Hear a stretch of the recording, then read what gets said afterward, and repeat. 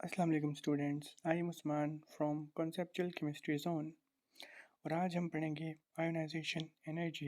लेकिन उससे पहले अगर आप मेरे चैनल पर नए हैं या मेरे चैनल पहली बार देख रहे हैं तो आपसे गुजारिश है कि आप मेरा चैनल सब्सक्राइब करें, क्योंकि मैं इस तरह की इन्फॉर्मेटिव वीडियोस अपने चैनल पर लाता रहता हूँ। आयोनाइजेशन एनर्जी के फिनोमेना को पढ़ने के लिए सबसे पहले हमें पता होना चाहिए कि आयोनाइजेशन क्या होती है। और केमिस्ट्री और फिज़िक्स में आयोनाइजेशन ऐसे प्रोसेस को कहते हैं जिसमें कोई भी न्यूट्रल एटम को हम आयंस में कन्वर्ट करते हैं, ख्वाह वो हम रेडिएशन से करें, एक्सरे रेडिएशंस को यूज़ करते हुए किसी भी न्यूट्रल एटम को उसके आयंस में कन्वर्ट करें। किसी भी न्यूट्रल एटम की आयोनाइजेशन के लिए एनर्जी जो रिक्वायर होती है वो हम रेडिएशन की सूरत में भी दे सकते हैं, एक्सरे रेडिएशन की सूरत में भी दे सकते हैं। लेकिन यहाँ हम प्योरली जो आयनाइजेशन एनर्जी केमिस्ट्री के रिलेटेड है उस पे बात करेंगे। तो जब भी हम किसी टॉपिक के रिलेटेड बात करते हैं तो सबसे पहले उस टॉपिक की डेफिनेशन का पता होना बहुत ज़रूरी है।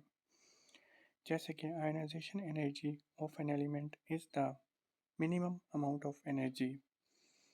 आयनाइजेशन एनर्जी किसी भी एलिमेंट की वो कम से कम एनर्जी की मिकदार है विच इज़ रिक्वायर्ड, जो कि ज़रूरी होती है to remove an electron from the outermost shell of its gaseous atom in its ground state। तो इस डेफिनेशन को देखते हुए हम इसको ऐसे कह सकते हैं कि आयोनाइजेशन एनर्जी की वो कम से कम मिकदार है जो कि ज़रूरी होती है किसी भी एटम के आउटर मोस्ट शेल में से एक इलेक्ट्रॉन को निकालने के लिए। और इसकी कंडीशंस ये हैं कि एटम जो है वो फर्स्ट ऑफ ऑल तो गैसियस स्टेट में होना चाहिए और ग्राउंड स्टेट में होना चाहिए। और आपको पता होना चाहिए कि एटम में से जो इलेक्ट्रॉन निकलता है वो हमेशा आउटर मोस्ट शेल में से निकलता है। आयोनाइजेशन एनर्जी के यूनिट्स किलो जूल पर मोल होते हैं। और जैसा कि बुक में एग्जांपल भी दी हुई है कि सोडियम की आयोनाइजेशन एनर्जी जो है 496 किलो जूल्स पर मोल है। इसका मतलब ये है कि 496 किलो जूल पर मोल एनर्जी रिक्वायर होगी सोडियम के आउटर मोस्ट शेल में से एक इलेक्ट्रॉन निकालने के लिए। अब सोडियम के आउटर मोस्ट शेल में सिर्फ एक ही इलेक्ट्रॉन था, इसलिए हम इसमें से 3s1 जो था वही निकाल सकते हैं। लेकिन कुछ एलिमेंट्स होते हैं उनमें आउटर मोस्ट शेल में एक से ज़्यादा इलेक्ट्रॉन्स भी होते हैं, तो इसलिए उनके आउटर मोस्ट शेल में से हम एक से ज़्यादा इलेक्ट्रॉन्स भी निकाल सकते हैं। जैसे कि मैग्नीशियम है, अगर हम मैग्नीशियम की इलेक्ट्रॉनिक कॉन्फ़िगरेशन देखें तो होती है 1s2 2s2 2p6 and 3s2। तो मैग्नीशियम में से हम दो इलेक्ट्रॉन रिमूव कर सकते हैं क्योंकि इसके आउटर मोस्ट शेल में दो इलेक्ट्रॉन मौजूद हैं। और जो एनर्जी मैग्नीशियम में से एक इलेक्ट्रॉन निकालने के लिए दरकार होगी वो मैग्नीशियम की फर्स्ट आयोनाइजेशन एनर्जी होगी, और उसकी वैल्यू आपकी बुक में 738 किलो जूल्स पर मोल लिखी हुई है। और मैग्नीशियम में से दूसरा इलेक्ट्रॉन निकालने के लिए जो एनर्जी दरकार होगी वो 1451 किलो जूल्स पर मोल है। जैसे कि आप देख सकते हैं कि मैग्नीशियम के केस में जो सेकेंड आयोनाइजेशन एनर्जी है वो काफ़ी ज़्यादा है। इसका मतलब ये हुआ कि जब हम किसी न्यूट्रल एटम में से एक इलेक्ट्रॉन निकालते हैं तो जो एनर्जी दरकार होती है जब उसी एटम में से दूसरा इलेक्ट्रॉन निकाल लेते हैं, या जब वो पहले एक केटाइन बन जाता है तो उस केटाइन में से हम एक दूसरा इलेक्ट्रॉन निकालने की कोशिश करते हैं तो ज़्यादा एनर्जी दरकार होती है। इसका मेन रीज़न ये है कि जब हम किसी भी न्यूट्रल एटम में से एक इलेक्ट्रॉन पहले ही निकाल चुके होते हैं तो उसमें इलेक्ट्रॉन प्रोटॉन रेशो जो है वो डिस्टर्ब हो जाता है। जैसे कि प्रोटॉन की तादाद तो सेम रहती है, लेकिन जब हम पहले ही एक इलेक्ट्रॉन निकाल चुके होते हैं तो इलेक्ट्रॉन कम रह जाते हैं। और ज़्यादा प्रोटॉन होने की वजह से जो न्यूक्लियस के अंदर प्रोटॉन है वो इलेक्ट्रॉन को अपनी तरफ ज़्यादा अट्रैक्ट करते हैं, जिसकी वजह से हमें उस एटम में से इलेक्ट्रॉन निकालने में मुश्किल होती है। और मैग्नीशियम में से इसी वजह से हम दूसरा इलेक्ट्रॉन आसानी से रिमूव नहीं कर सकते। यही वजह है कि मैग्नीशियम की सेकेंड आयनाइजेशन एनर्जी मैग्नीशियम की फर्स्ट आयनाइजेशन एनर्जी से बहुत ज़्यादा है। नेक्स्ट हम बात करते हैं periodic trend of ionization energy की। सबसे पहले हम बात करेंगे आयनाइजेशन एनर्जी जो है उसका ट्रेंड डिपेंड किन किन चीज़ों पे करता है। तो आयनाइजेशन का एनर्जी का जो ट्रेंड है वो 3 चीज़ों पे डिपेंड करता है। उनमें से पहले है न्यूक्लियर चार्ज, फिर साइज ऑफ एटम और फिर शील्डिंग इफेक्ट। शील्डिंग इफेक्ट जो है ये एक रिपल्सिव फोर्स है जो जिसकी वजह इनर लेइंग ऑर्बिटल्स होते हैं। इनर लेइंग ऑर्बिटल्स में जो इलेक्ट्रॉन्स होते हैं और आउटर मोस्ट शेल में जो इलेक्ट्रॉन्स होते हैं उनकी आपस में जो रिपल्शन होती है उसकी वजह से जो न्यूक्लियस की डायरेक्शन है वो आउटर मोस्ट शेल्स पे कम हो जाती है, जिसकी वजह से जब हम डाउन द ग्रुप मूव करते हैं तो शील्डिंग इफेक्ट जो है वो बढ़ता जाता है, क्योंकि जब हम डाउन द ग्रुप मूव करते हैं तो नंबर ऑफ शेल्स बढ़ते जाते हैं।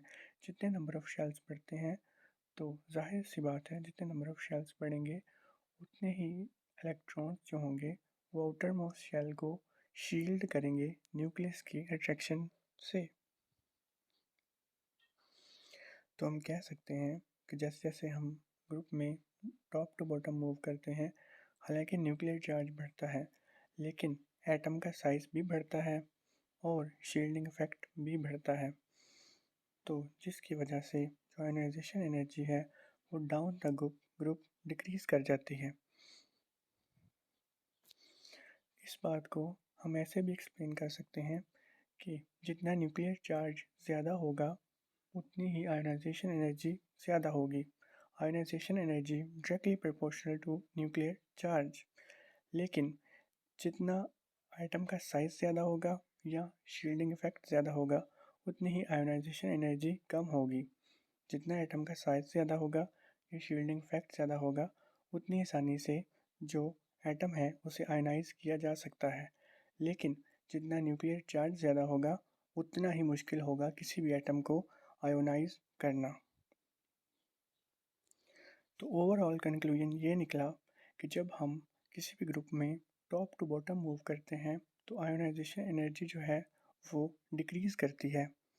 और दूसरे केस में हम इसे ऐसे भी कह सकते हैं कि जब हम टॉप टू बॉटम मूव करते हैं तो किसी भी एटम को आयोनाइज करना इजी हो जाता है।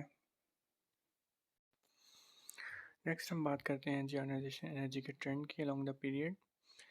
तो जब भी हम किसी पीरियड में लेफ़्ट टू राइट मूव करते हैं तो न्यूक्लियर चार्ज जो है वो इंक्रीज़ हो जाता है। जैसे कि मैंने आपको पहले ही बताया है कि न्यूक्लियर चार्ज जो है वो आयोनाइजेशन एनर्जी के डायरेक्टली प्रोपोर्शनल है। जैसे जैसे left to right nuclear charge जो है वो बढ़ता जाता है तो आयनाइजेशन एनर्जी भी बढ़ती जाती है और उतना ही मुश्किल हो जाता है किसी भी एलिमेंट्स एटम से इलेक्ट्रॉन का निकालना। तो हम कह सकते हैं कि जब भी हम पीरियड्स में मूव करते हैं तो आयनाइजेशन एनर्जी की वैल्यू जो है वो इंक्रीज़ होती है फ्रॉम लेफ़्ट टू राइट। लेकिन जब हम लेफ़्ट टू राइट मूव करते हैं तो जो ग्रुप सेकेंड ए और 5A के एलिमेंट्स हैं वो ज़्यादा आयोनाइजेशन एनर्जी की वैल्यूज़ शो करते हैं। ग्रुप सेकेंड ए में अल्कलाइन अर्थ मेटल्स आ जाती हैं। इनके high value of ionization energy show करने की सबसे बड़ी वजह इनमें कम्प्लीटली फिल्ड सबशेल्स हैं। और ग्रुप 5A के एलिमेंट्स इसलिए higher value of ionization energy show करते हैं क्योंकि उनमें पार्शली फिल्ड सबशेल्स होते हैं। और ग्रुप 2A और 5A के एलिमेंट्स की कॉन्फ़िगरेशंस को हम अलग-अलग स्टडी करते हैं ताकि हमारा पॉइंट ऑफ व्यू जो है वो और क्लियर हो सके। जैसे कि ये देखें, ये इलेक्ट्रॉनिक कॉन्फ़िगरेशन है सेकेंड ए ग्रुप की। इन्हें अल्कलाइन अर्थ मेटल्स भी कहते हैं। इनमें जैसा कि आप देख रहे होंगे, बेरिलियम आ जाता है, magnesium, calcium, strontium, barium, radium. इन सब में जो आउटर मोस्ट शेल है वो कम्प्लीटली फिल्ड है। जैसे कि बेरिलियम के केस में 2s2 है जो कि कम्प्लीटली फिल्ड है। फिर 3s2 है बेरिलियम के केस में जो कि कम्प्लीटली फिल्ड है, और इसी तरह बाकी सब में। तो इनमें से कम्प्लीटली फिल्ड ऑर्बिटल्स में से इलेक्ट्रॉन निकालना बहुत मुश्किल है, जिसकी वजह से इनकी आयोनाइजेशन एनर्जी जो है वो बहुत ज़्यादा होती है, और ये ज़्यादा स्टेबल मेटल्स हैं। और यही वजह है कि सेकेंड ए ग्रुप जो है वो नॉर्मल ट्रेंड को फॉलो नहीं करता। इनकी आयोनाइजेशन एनर्जी इनसे पहले ग्रुप से और इनके बाद वाले थर्ड ए ग्रुप से ज़्यादा होती है। इसके अलावा जो फिफ्थ ग्रुप के एलिमेंट्स हैं, इनकी इलेक्ट्रॉनिक कॉन्फ़िगरेशन कुछ इस तरह होती है कि इनमें पी ऑर्बिटल जो होते हैं वो हाफ फिल्ड होते हैं, जिसकी वजह से इनमें से इलेक्ट्रॉन का रिमूवल भी बहुत मुश्किल होता है, जिसकी वजह से 5a ग्रुप के जो एलिमेंट्स हैं वो भी higher values of ionization energies को शो करते हैं और जनरल ट्रेंड को फॉलो नहीं करते। इन एलिमेंट्स में हमारे पास phosphorus, arsenic, antimony and bismuth वगैरह आ जाते हैं।